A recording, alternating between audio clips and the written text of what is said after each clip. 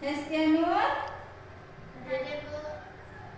Muhammad Faisal, Hadir. Mufida Alfiromati, Hadir. Muhammad Rashid. Ya, hadir semua pada pagi hari ini ya. Oke.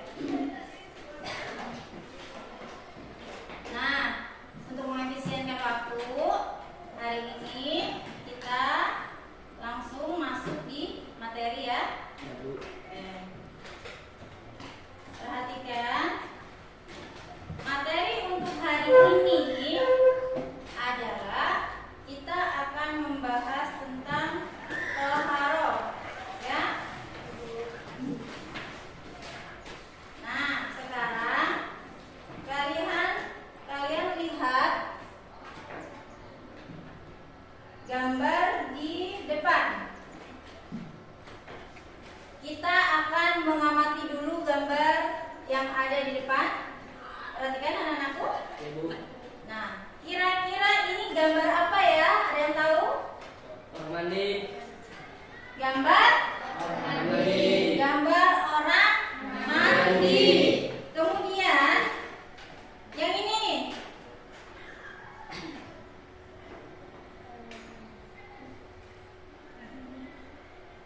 Ini gambar apa nih? Gambar membersihkan dari hadas kecil. Ya. Dari hadas kecil dan hadas besar. Nah, gambar yang ada di depan ini ada hubungannya dengan materi yang akan kita pelajari pada hari ini, ya. Nah, perhatikan, hari ini kita akan membahas tentang toharo. Ada yang tahu atau ada yang pernah dengar apa itu toharo? Toharo? Ibu. Ya, rasa apa? Pernah dengar? Ibu. Oke, apa itu toharo? Toharo ialah kegiatan bersuci dari najis dan hadas sehingga seseorang diperbolehkan untuk beribadah yang dituntut harus dalam keadaan suci. Ya, arti dari kata toharo itu adalah bersuci, ya. Tuh, ya, bersuci. Jadi, baiklah, sebelum kita melanjutkan materi hari ini, Ibu akan membacakan tujuan pembelajaran kita hari ini. Perhatikan di depan. Yang pertama, tujuannya adalah, ya, kita bisa setelah pembelajaran ini kita bisa menyebutkan pengertian toharo dan dalilnya. Yang kedua adalah menyebutkan pengertian najis. Tujuan yang ketiga adalah menyebutkan macam-macam najis dan contohnya. Selanjutnya, tujuannya adalah menjelaskan ketentuan bersuci dari najis. Dan yang kelima adalah menyebutkan pengertian hadas. Dan tujuan kita yang terakhir adalah menyebutkan macam-macam hadas dan contohnya. Oke, paham dengan tujuan kita hari ini? Paham. Jadi inilah tujuan yang akan kita capai setelah kita mempelajari materi hari ini. Siap kita belajar, anak-anak? Siap.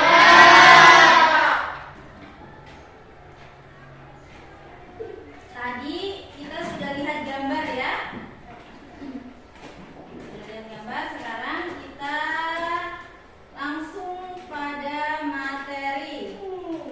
Nah, tadi juga sudah disebutkan sama teman kalian pengertian dari toharo. Toharo itu sendiri adalah bersuci, ya. Sementara secara istilah toharo adalah apa?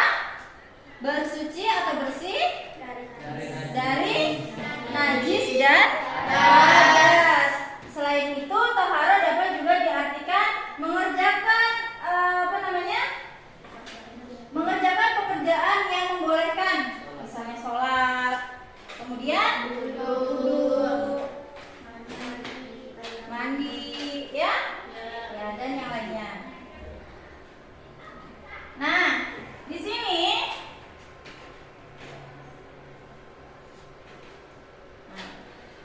toharo itu dibagi menjadi dua. Toharo dari najis dan toharo dari apa?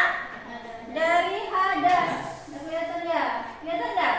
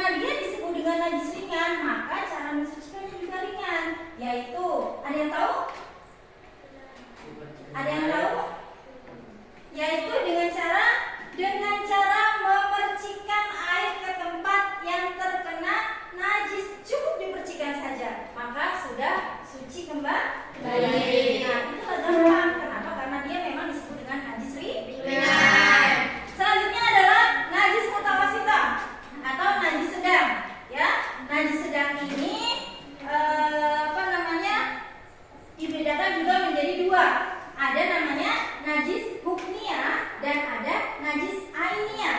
Najis hukmiyah itu yang seperti apa? Ada yang tahu nggak? Nah, saya jelaskan di sini, perhatikan baik-baik supaya kalian paham. Najis hukmiyah ini adalah najis yang memang benar adanya, tetapi di situ sudah tidak kelihatan, sudah tidak nyata. Tapi asli di situ bahwa najis itu memang ada, cuman sudah tidak kelihatan. Nah, cara mensucikannya bagaimana? Yaitu cukup dengan mengalirkan air, membersihkan sampai bersih, kemudian sudah suci kembali. Kemudian najis yang ainiyah ini adalah masih diyakini, masih kelihatan wujudnya, masih ada baunya, dan masih ada rasanya. Ya, bagaimana cara mensucikannya? Hilangkan dulu semua itu. Hilangkan dulu baunya, hilangkan dulu rasanya, dan hilangkan dulu wujudnya, baru dibersihkan dengan menggunakan air. Ya, disiram dengan air. Nah, kemudian itu sudah bersih. Lanjut, yang ketiga adalah najis mughaladzah atau biasa disebut dengan najis besar. Nah, najis ini dia berasal dari dari anjing dan babi. Cara mensucikannya, ayo bantu Bu Guru. Ada nggak yang bisa cara mensucikan najis mughaladzah? Yaitu membasuh air sebanyak 7 kali. Terus? Salah satu di antaranya menggunakan air yang dicampur dengan tanah. Ya, jadi dibasuh sebanyak 7 kali dan salah satunya adalah menggunakan tanah. Nah, oke, sampai di sini paham nggak? Paham. Kalau paham kita lanjut ya. Kita lanjut di sini. Tunggu sebentar ya.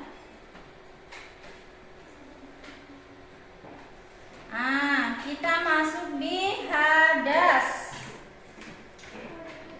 Hadas. Ada yang tahu hadas? Apa itu hadas? Keadaan diri seseorang muslim yang dapat menyebabkan dirinya tidak suci dan tidak. Iya. Hadas adalah keadaan diri seorang muslim yang dapat menyebabkan dirinya tidak suci dan tidak sah untuk mengerjakan misalnya sholat, kemudian tidak sah mengerjakan tawaf, kemudian tidak sah lagi menyentuh Al-Quran atau membaca Al-Quran. Semua itu tidak sah bila kita dalam keadaan hadas. Paham? Nah, kemudian hadas itu juga dibedakan menjadi dua. Yang pertama adalah hadas kecil dan yang kedua adalah hadas besar. Ada hadas kecil ya. Di sini hadas kecil adalah hadas yang cara mensucikannya itu dengan cara hadas kecil. Tahu nggak hadas kecil? Hah? Hadas kecil itu seperti apa sih misalnya? Ayo. Misalnya kita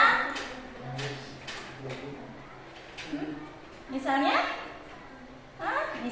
kita misalnya kentut lah, itu juga termasuk hadas kecil. Kemudian kita bersentuhan dengan lawan jenis, itu juga termasuk hadas kecil, sehingga menyebabkan kita untuk berwudu supaya kita bisa bersuci. Ya, kemudian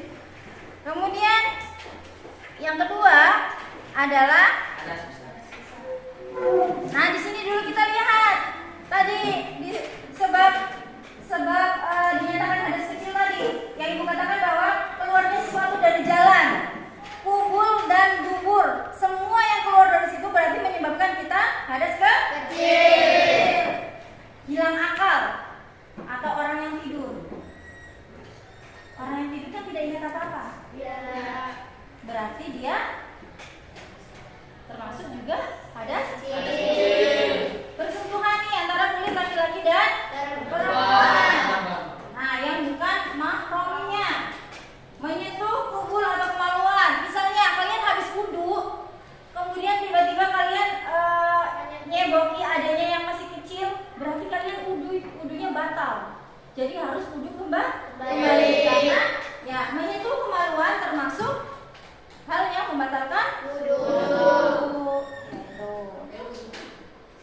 Nah, perhatikan, kita lihat bagaimana cara menyucikan hadas kecil, yaitu dengan cara berwudu. Anak-anakku sekalian, coba Ibu minta bantuan membacakan lafaz atau niat wudhu. Ada yang tahu?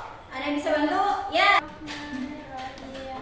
Nawaitul wudu'a li raf'il hadasil asghari fardhillah ta'ala. Iya, itu tadi adalah lafal atau niat berwudu. Hafal semua kan? Hafal ya? Hafal semua insyaallah ya. Oke. Nah, di sini perhatikan hal-hal yang menyebabkan hadas besar, yaitu yang pertama adalah haid. Ya, yang pertama adalah haid. Haid ini atau biasa disebut dengan menstruasi, ini biasa terjadi pada wanita, ya wanita ya. Jadi itu haid. Kemudian yang kedua adalah nifas. Nifas itu adalah darah yang keluar setelah melahirkan. Kemudian, oke, kita lanjutkan. Sebab-sebab hadas besar. Kita lihat dulu sebab-sebab hadas besar. Perhatikan ke depan, ya. Nah, di depan itu ada beberapa sebab-sebab hadas besar. Yang pertama adalah haid. Haid ya, haid ini biasa disebut dengan menstruasi. Kemudian yang kedua ada apa? Nifas. Nifas itu adalah darah yang keluar setelah wanita melahirkan. Kemudian yang ketiga adalah wiladah. Wiladah ini adalah darah yang keluar saat melahirkan. Kemudian jima. Nah, jima ini adalah hubungan antara suami dan istri. Dan sebab hadas besar yang terakhir adalah keluarnya mani ya bagi laki-laki, baik disengaja maupun tidak sengaja ya. Jadi itu adalah kelima sebab orang apa namanya? Iya. Nah, hadas besar ya. Jadi kemudian bagaimana cara mensucikannya? Cara mensucikan hadas besar yaitu dengan cara mandi. Ya, dengan cara mandi. Ya, ada yang bisa bantuin Bunda apa itu lafalnya atau lafaz niat mandi wajib? Ibu. Ya, Rasya. Bismillahirrahmanirrahim. Nawaitul ghusla li raf'il hadathi akbari fardhillah ta'ala. Ya, ini ya, nawaitul ghusla li raf'il hadasil akbari fardhillah ta'ala. Ya, terima kasih ya. Jadi itu adalah niat atau lafal mandi wajib. Oke, sebelum kita akhiri untuk materi hari ini, maka Ibu akan memberikan lembar kerja untuk kalian ya. Nah, ini nanti kalian kerjakan. Ibu kasih waktu 5 menit ya. Kemudian habis itu dikumpul. Ayo. Ya, ayo kasih temannya di belakang. Oke.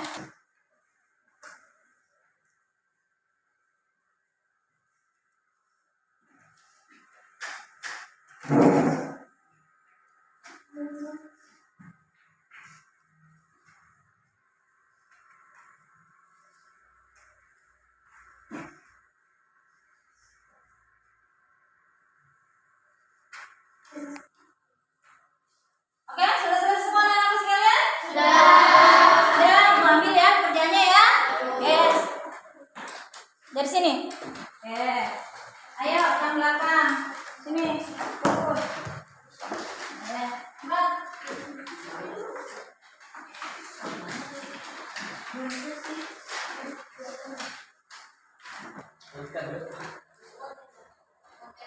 Oke, terima kasih ya. Inilah materi untuk hari ini.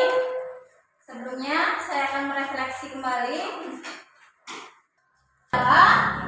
bersuci dari hadas dan najis. Kemudian najis. Najis itu adalah sesuatu yang menjijikan, sedangkan yang berpisah adalah sesuatu yang haram, seperti perkara yang berwujud air, darah, muntah, nanah, ya, dan lainnya. Kemudian najis. Najis itu jangan lupa, najis itu dibagi menjadi 3. Ada najis atau najis ringan, kemudian najis sedang atau mutawasita, dan ada najis berat atau mughalazah. Demikianlah materi hari ini. Jadi Ibu harapkan dengan apa yang sudah kita pelajari, maka kalian bisa menerapkan dalam kehidupan sehari-hari ya. Oke. Terima kasih atas perhatiannya semua dari anak-anakku sekalian. Ya, billahi taufiq wal hidayah. Assalamualaikum warahmatullahi wabarakatuh.